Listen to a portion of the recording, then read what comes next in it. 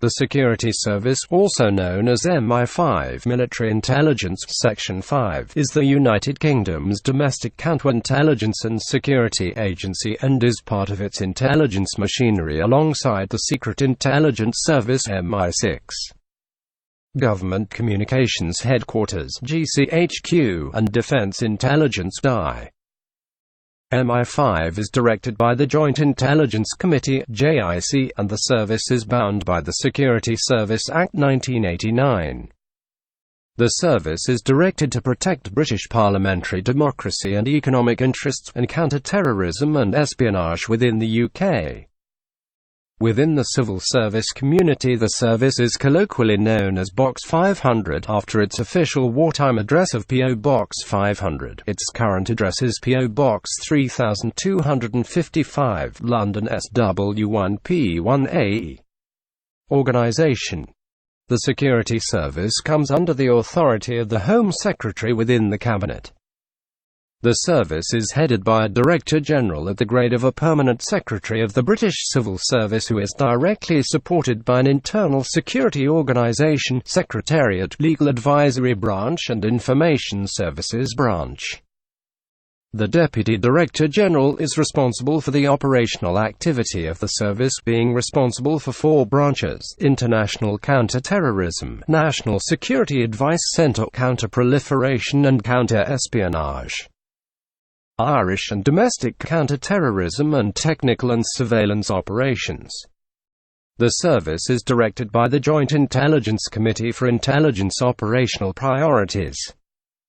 It liaises with CIS, GCHQ, DIS, and a number of other bodies within the British government and industrial base.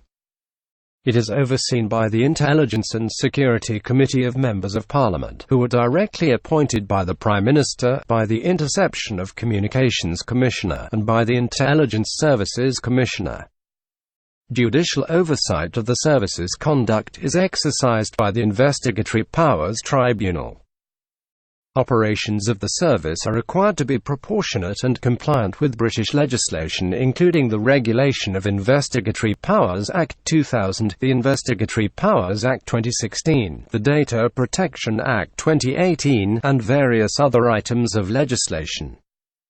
Information held by the service is exempt from disclosure under Section 23 of the Freedom of Information Act 2000. All employees of the service are bound by the Official Secrets Act. In certain circumstances, employees can be authorized to carry out activity which would otherwise be criminal within the UK. The current Director General is Andrew Parker, who succeeded Jonathan Evans on the 22nd of April 2013. The service marked its centenary in 2009 by publishing an official history titled The Defence of the Realm, the authorized history of MI5, and written by Christopher Andrew, Professor of Modern and Contemporary History at Cambridge University. History. Early years. The Security Service is derived from the Secret Service Bureau, founded in 1909 and concentrating originally on the activities of the Imperial German government as a joint initiative of the Admiralty and the War Office.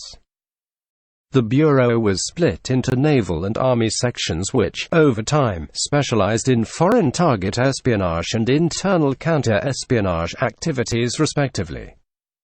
This specialization was a result of the Admiralty intelligence requirements related to the maritime strength of the Imperial German Navy. This specialization was formalized prior to 1914 and the beginning of World War I, with the two sections undergoing a number of administrative changes and the Home Section becoming Directorate of Military Intelligence Section 5 (MI5), the name by which it is still known in popular culture. The founding head of the Army section was Vernon Kell of the South Staffordshire Regiment, who remained in that role until the early part of the Second World War. Its role was originally quite restricted, existing purely to ensure national security through counter-espionage. With a small staff and working in conjunction with the Special Branch of the Metropolitan Police, the service was responsible for overall direction and the identification of foreign agents, whilst Special Branch provided the manpower for the investigation of their affairs, arrest and interrogation. On the day after the declaration of World War I, the Home Secretary, Reginald McKenna, announced that within the last 24 hours no fewer than 21 spies, or suspected spies, have been arrested in various places all over the country, chiefly in important military or naval centers. Some of them long known to the authorities to be spies, a reference to arrests directed by the service. These arrests have provoked recent historical controversy. According to the official history of MI5, the actual number of agents identified was 22, and Cal had started sending out letters to local police forces on the 29th of July giving them advance warning of arrests to be made as soon as war was declared. Portsmouth Constabulary jumped the gun and arrested one on the 3rd of August, and not all of the 22 were in custody by the time that McKenna made his speech, but the official history regards the incident as a devastating blow to Imperial Germany which deprived them of their entire spy ring, and specifically upset the Kaiser. This view has been challenged by Nicholas Hiley, who has asserted that it is a complete fabrication. In 2006, his article entering the lists was published in the journal Intelligence and National Security, outlining the products of his research into recently opened files. Hiley was sent an advance copy of the official history and objected to the retelling of the story. He later wrote another article, re-entering the lists, which asserted that the list of those arrested published in the official history was concocted from later case histories. Interwar period. MI5 was consistently successful throughout the rest of the 1910s and 1920s in its core counter-espionage role. Throughout World War I, Germany continually attempted to infiltrate Britain, but MI5 was able to identify most, if not all, of the agents dispatched. MI5 used a method that depended on strict control of entry and exit to the country and, crucially, large-scale inspection of mail. In post-war years, attention turned to attempts by the Soviet Union and the Comintern to surreptitiously support revolutionary activities within Britain. MI5's expertise, combined with the early incompetence of the Soviets, meant the Bureau was successful in correctly identifying and closely monitoring these activities. In the meantime, MI5's role had been substantially enlarged. Due to the spy hysteria, MI5 was formed with far more resources than it actually needed to track down German spies. As is common within governmental bureaucracies, this caused the service to expand its role, to use its spare resources. MI5 acquired many additional responsibilities during the war. Most significantly, its strict counter-espionage role blurred considerably. It became a much more political role, involving the surveillance not merely of foreign agents but also of pacifist and anti-conscription organizations, and of organized labor. This was justified through the common belief that foreign influence was at the root of these organizations. Thus, by the end of the World War I, MI5 was a fully fledged investigating force, although it never had powers of arrest, in addition to being a counter-espionage agency. The expansion of this role continued after a brief post-war power struggle with the head of the Special Branch, Sir Basil Thomson. After World War I, Cal's department was considered unnecessary by budget-conscious politicians. In 1919, MI5's budget was slashed from £100,000 and over 800 offices to just £35,000 and 12 offices. At the same time, Sir Basil Thomson of Special Branch was appointed Director of Home Intelligence, in supreme command of all domestic counter-insurgency and counterintelligence investigations. Consequently, as official MI5 historian Christopher Andrew has noted in his Official History Defense of the Realm 2010, MI5 had no clearly defined role in the Anglo-Irish War. To further worsen the situation, several of Cal's officers defected to Thomson's new agency, the Home Intelligence Directorate. MI5 therefore undertook no tangible intelligence operations of consequence during the Irish War of Independence. MI5 did undertake the training of British Army case officers from the Department of Military Intelligence (DMI) for the Army's so-called silent section, otherwise known as MI4X. Quickly trained by MI5 veterans at Hounslow Barracks, outside London, these freshly minted MI4X Army case officers were deployed to Dublin beginning in the spring of 1919. Over time, 175 officers were trained and dispatched to Ireland. In Ireland, they came under the command of General Cecil Roma and his deputy, Lieutenant Colonel Stephen Selhill Dillon.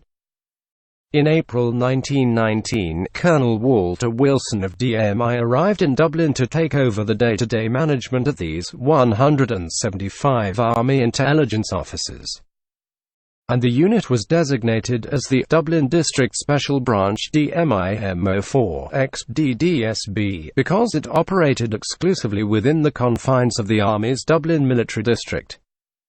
Royal Marine Colonel Hugh Montgomery of the Department of Naval Intelligence was also seconded to Roma's intelligence staff at this time. British Army after-action reports and contemporary accounts indicate that MO4X DDSB was considered a highly amateurish outfit.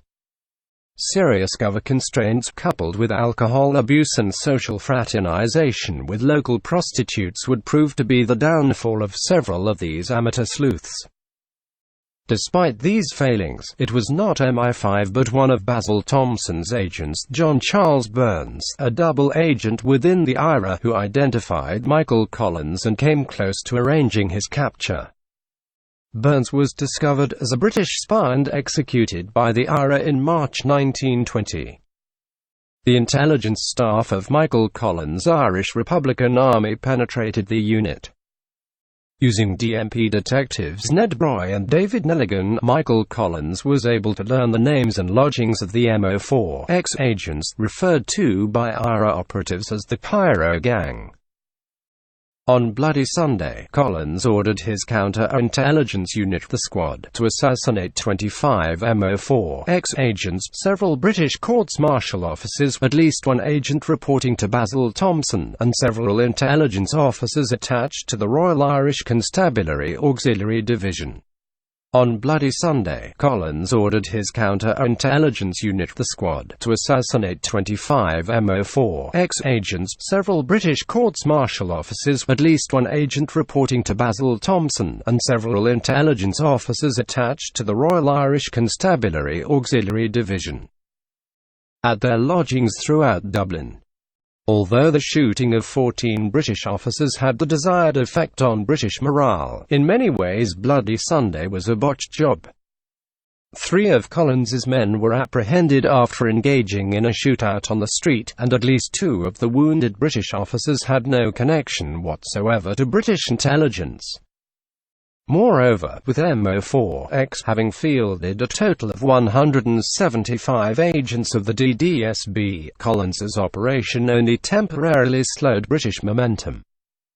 Within days, the remaining 160-odd MO4X agents were re-established in secure quarters inside solidly loyalist hotels in Dublin, from where they continued to pursue Collins and the IRA relentlessly right up until the truce. In December 1920, the entire DDSB was transferred from British Army Command to Civil Command under Deputy Police Commissioner General Ormond Winter, and thereafter was known as D Branch within Dublin Castle. By January 1921, the highly experienced MI6 operative David Boyle arrived at Dublin Castle to take over the day-to-day management of D Branch. The unit's former commander, Colonel Wilson, resigned in protest for having had his command taken from him. D Branch thrived under Boyle's leadership. The net impact of Collins's strike of Bloody Sunday, November 21, 1920, was therefore quite negligible, even though the IRA had not gone up against MI5 professionals but instead only a quickly trained outfit of amateur army D-listers. That afternoon, a mixed force of the British Army, the Royal Irish Constabulary, and the Black and Tans retaliated by indiscriminately shooting dead 14 civilians at a Gaelic football match at Croke Park. In 1921, Sir Warren Fisher, the Government Inspector General for Civil Service Affairs, conducted a thorough review of the operations and expenditures of Basil Thomson's Home Intelligence Directorate. He issued a scathing report accusing Thomson of wasting both money and resources and conducting redundant as well as ineffectual operations. Shortly thereafter, in a private meeting with Prime Minister David Lloyd George, Sir Basil Thomson was sacked, and the Home Intelligence Directorate was formally abolished. With Thomson out of the way, Special Branch was returned to the command of the Commissioner of the Criminal Investigation Division at Scotland Yard. Only then was Vernon Kell able once again to rebuild MI5 and regain its former place as Britain's chief domestic spy agency. MI5 operated in Italy during the interwar period, and helped Benito Mussolini get his start in politics with the £100 weekly wage. MI5's decline in counter-espionage efficiency began in the 1930s. It was to some extent a victim of its own success. It was unable to break the ways of thinking it had evolved in the 1910s and 1920s. In particular, it was unable to adjust to the new methods of the Soviet intelligence services, the NKVD, and GRU. It continued to think in terms of agents who would attempt to gather information simply through observation or bribery, or to agitate within labor organizations and the armed services, while posing as ordinary citizens. It continued to think in terms of agents who would attempt to gather information simply through observation or bribery, or to agitate within labor organizations and the armed services, while posing as ordinary citizens. The NKVD, meanwhile, had evolved more sophisticated methods. It began to recruit agents from within the upper classes, most notably from Cambridge University, who were seen as a long-term investment. They succeeded in gaining positions within the government, and, in Kim Philby's case, within British intelligence itself, from where they were able to provide the NKVD with sensitive information. The most successful of these agents, Harold Kim Philby, Donald Maclean, Guy Burgess, Anthony Blunt and John Cairncross, went undetected until after the Second World War, and were known as the Cambridge Five. Second World War. MI5 experienced further failure during the Second World War. It was chronically unprepared, both organizationally and in terms of resources, for the outbreak of war, and utterly unequal to the task which it was assigned, a large-scale internment of enemy aliens in an attempt to uncover enemy agents. The operation was poorly handled and contributed to the near collapse of the agency by 1940. One of the earliest actions of Winston Churchill on coming to power in early 1940 was to sack the agency's long-term head, Vernon Kell. He was replaced initially by the ineffective Brigadier A. W. A. Harker as acting Director General. Harker in turn was quickly replaced by David Petrie, and Sisman, with Harker as his deputy. With the ending of the Battle of Britain and the abandonment of invasion plans, correctly reported by both Sis and the Bletchley Park Ultra Project, the spy scare eased, and the internment policy was gradually reversed. This eased pressure on MI5, and allowed it to concentrate on its major wartime success, the so-called double-cross system. This was a system based on an internal memo drafted by an MI5 officer in 1936, which criticized the long-standing policy of arresting and sending to trial all enemy agents discovered by MI5. Several had offered to defect to Britain when captured. Before 1939, such requests were invariably turned down. The memo advocated attempting to turn captured agents wherever possible, and use them to mislead enemy intelligence agencies. This suggestion was turned into a massive and well-tuned system of deception during the Second World War. Beginning with the capture of an agent named Owens, codenamed Snow, MI5 began to offer enemy agents the chance to avoid prosecution, and thus the possibility of the death penalty, if they would work as British double agents. Agents who agreed to this were supervised by MI5 in transmitting bogus intelligence back to the German Secret Service, the Abwehr. This necessitated a large-scale organizational effort, since the information had to appear valuable but actually be misleading. A high-level committee, the Wireless Board, was formed to provide this information. The day-to-day operation was delegated to a subcommittee, the 20 Committee, so called because the Roman numerals for 20XX form a double cross. The system was extraordinarily successful. A post-war analysis of German intelligence records found that of the 115 or so agents targeted against Britain during the war, all but one, who committed suicide, had been successfully identified and caught, with several turned to become double agents. The system played a major part in the massive campaign of deception which preceded the D-Day landings, designed to give the Germans a false impression of the location and timings of the landings. See Operation Fortitude. While the double-cross work dealt with enemy agents sent into Britain, a smaller-scale operation run by Victor Rothschild targeted British citizens who wanted to help Germany. The fifth column operation saw an MI5 officer, Eric Roberts, masquerade as the Gestapo's man in London, encouraging Nazi sympathizers to pass him information about people who would be willing to help Germany in the event of invasion. When his recruits began bringing in intelligence, he promised to pass that on to Berlin. The operation was deeply controversial within MI5, with opponents arguing that it amounted to entrapment. By the end of the war, Roberts had identified around 500 people. But MI5 decided not to prosecute, and instead covered the work up, even giving some of Roberts' recruits Nazi medals.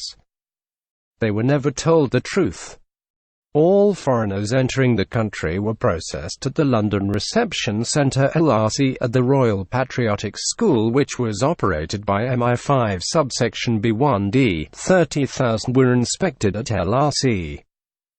Captured enemy agents were taken to Campo 20 Latchmere House for interrogation. This was commanded by Colonel Robin Stevens.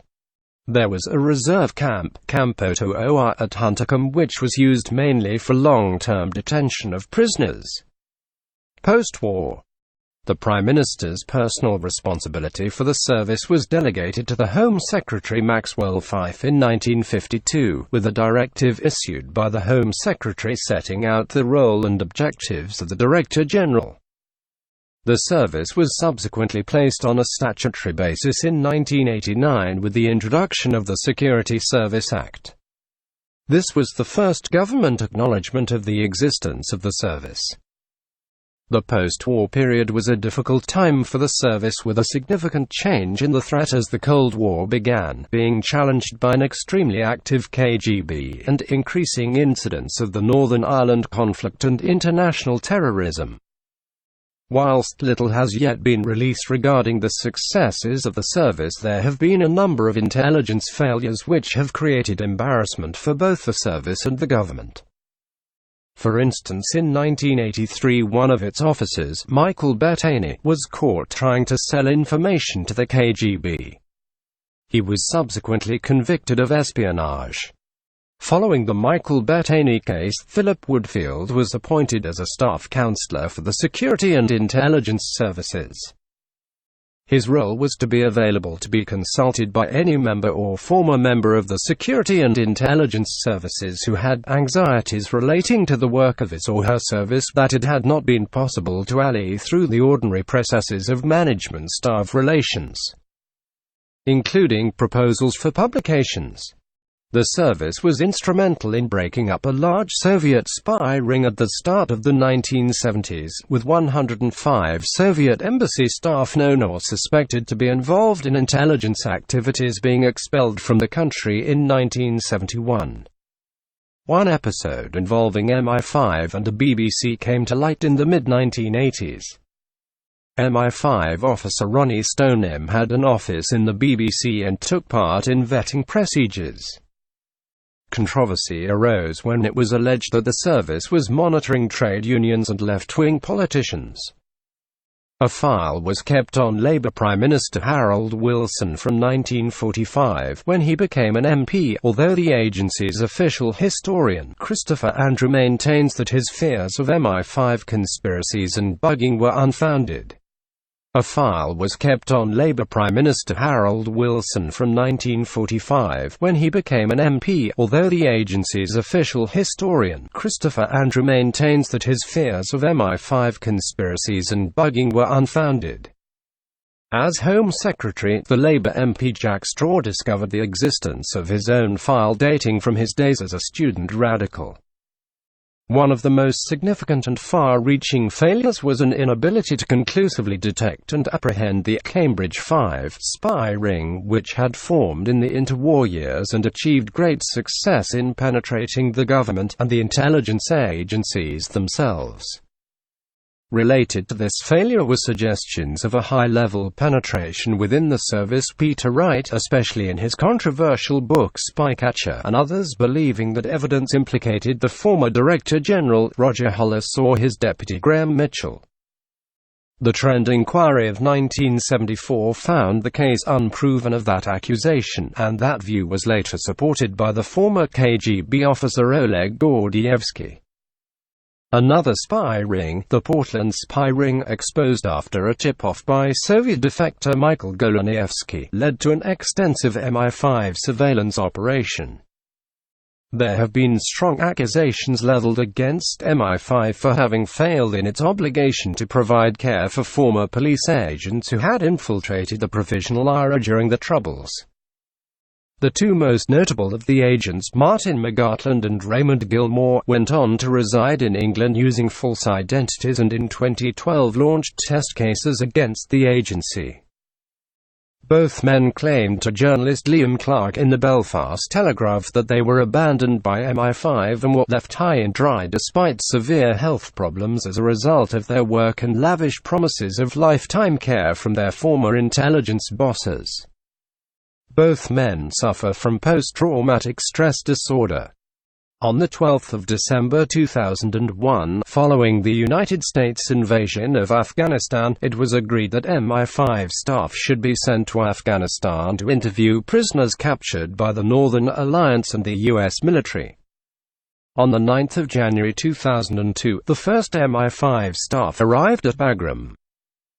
On 12 January 2002, following a report by an MI6 officer that a detainee appeared to have been mistreated before, an MI6 officer was sent instructions that were copied to all MI5 and MI6 staff in Afghanistan about how to deal with concerns over mistreatment.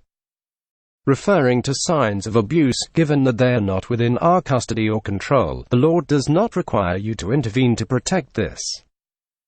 It went on to say that the Americans had to understand that the UK did not condone such mistreatment and that a complaint should be made to a senior US official if there was any coercion by the US in conjunction with an MI6 interview. The security service's role in counter-terrorism. Part of Thames House. The end of the Cold War resulted in a change in emphasis for the operations of the service, assuming responsibility for the investigation of all Irish Republican activity within Britain and increasing the effort countering other forms of terrorism. Particularly in more recent years, the more widespread threat of Islamic extremism.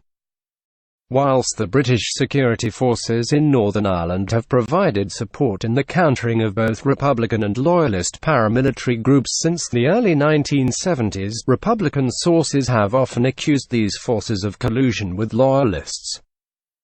In 2006, an Irish government committee inquiry found that there was widespread collusion between British security forces and Loyalist terrorists in the 1970s, which resulted in 18 deaths. In 2012, a document-based review by Sir Desmond de Silva QC into the 1989 murder of Belfast solicitor Patrick Finnegan found that MI5 had colluded with the Ulster Defence Association (UDA). The review disclosed that MI5 assessments of UDA intelligence consistently noted that the majority came from MI5 sources, with an assessment in 1985 finding 85% came from MI5. Prime Minister David E. Cameron accepted the findings and apologised on behalf of the British government and acknowledged significant levels of collusion with loyalists in its state agencies. On 10 October 2007, the lead responsibility for national security intelligence in Northern Ireland returned to the Security Service from the Police Service of Northern Ireland that had been devolved in 1976 to the Royal Ulster Constabulary (RUC) during Ulsterisation. During April 2010, the Rail IRA detonated a £120 car bomb outside Palace Barracks in County Down, which is the headquarters of MI5 in Northern Ireland and also home to the 2nd Battalion, the Mercian Regiment. MI5 is understood to have a close working relationship with the Republic of Ireland's Special Detective Unit (SDU), the Counter-Terrorism and Counter-Intelligence section of the Garda Síochána National Police, particularly with regards to threats from dissident Republican terrorism and Islamic terrorism. Executive liaison groups enable MI5 to safely share secret, sensitive, and often raw intelligence with the police, on which decisions can be made about how best to gather evidence and prosecute suspects in the courts. Each organization works in partnership throughout the investigation, but MI5 retain the lead for collecting, assessing and exploiting intelligence. The police take lead responsibility for gathering evidence, obtaining arrests and preventing risks to the public. Serious crime. In 1996, legislation formalized the extension of the Security Services statutory remit to include supporting the law enforcement agencies in their work against serious crime. Tasking was reactive, acting at the request of law enforcement bodies such as the National Criminal Intelligence Service (NCIS), for whom MI5 agents performed electronic surveillance and eavesdropping duties during Operation Trinity. This role has subsequently been passed to the Serious Organized Crime Agency (SOCA) and then the National Crime Agency (NCA). Surveillance. In 2001, after the September 11 attacks in the U.S., MI5 started collecting bulk telephone communications data under a little-understood general power of the Telecommunications Act 1984, instead of the Regulation of Investigatory Powers Act 2000, which would have brought independent oversight and regulation. This was kept secret until announced by the Home Secretary in 2015. In July 2006, parliamentarian Norman Baker accused the British government of hoarding information about people who pose no danger to this country, after it emerged that MI5 holds secret files on 272,000 individuals, equivalent to 1 in 160 adults. It had previously been revealed that a traffic light system operates. Green, active, about 10% of files. Amber, inquiries prohibited, further information may be added, about 46% of files. Red, inquiries prohibited, substantial information may not be added, about 44% of files. Participation of MI5 agents in criminal activity. In March 2018, the government acknowledged that MI5 agents are allowed to carry out criminal activity in the UK. MI5, the director of Reprieve, said, after a 7-month legal battle, the Prime Minister has finally been forced to publish her secret order, but we are a long way from having transparency. The public and Parliament are still being denied the guidance that says when British spies can commit criminal offences and how far they can go. Authorised criminality is the most intrusive power a state can wield. Theresa May must publish this guidance without delay. In November 2019, 4 human rights organisations claimed that the UK government has a policy dating from the 1990s to allow MI5 agents to participate in crime and to immunise them against prosecution for criminal actions. The organisations said the policy authorised MI5 agents to participate in criminal activities that protected national security or the economic well-being of the UK. The organisations took the UK government to the Investigatory Powers Tribunal, seeking to have it declare the policy illegal and to issue an injunction against further unlawful conduct. Buildings. MI5 was based at Leconfield House 1945–1976 and 140 Gower Street 1976–1994, since demolished before moving to Thames House on Millbank in 1994. The national headquarters at Thames House draws together personnel from a number of locations into a single HQ facility. Thames House also houses the Joint Terrorism Analysis Centre, a subordinate organisation to the Security Service prior to March 2013. Thames House additionally housed the Northern Ireland Office (NIO). The service has offices across the United Kingdom, including an HQ in Northern Ireland.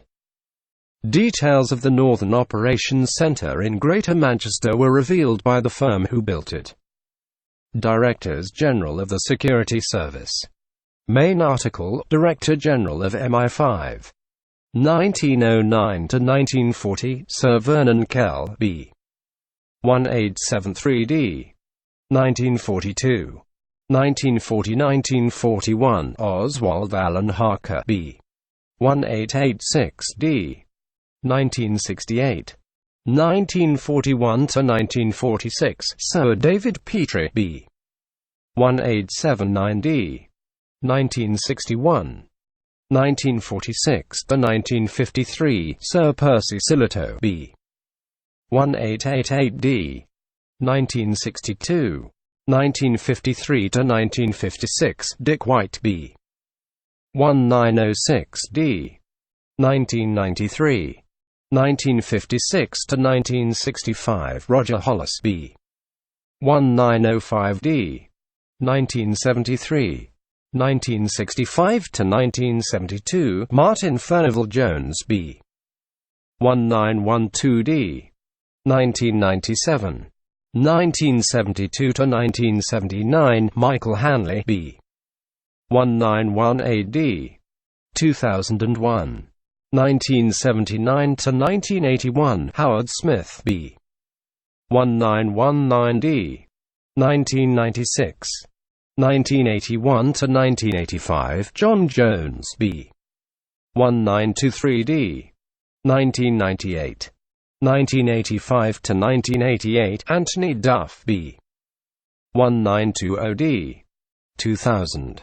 1988–1992, Patrick Walker, B. 1932. 1992–1996, Stella Rimington, B. 1935. 1996–2002, Stephen Lander, B. 1947. 2002–2007, Eliza Manningham Buller, B. 1948. 2007–2013, Jonathan Evans, B. 1958. From April 2013, Andrew Parker, B. 1962. Past names of the Security Service.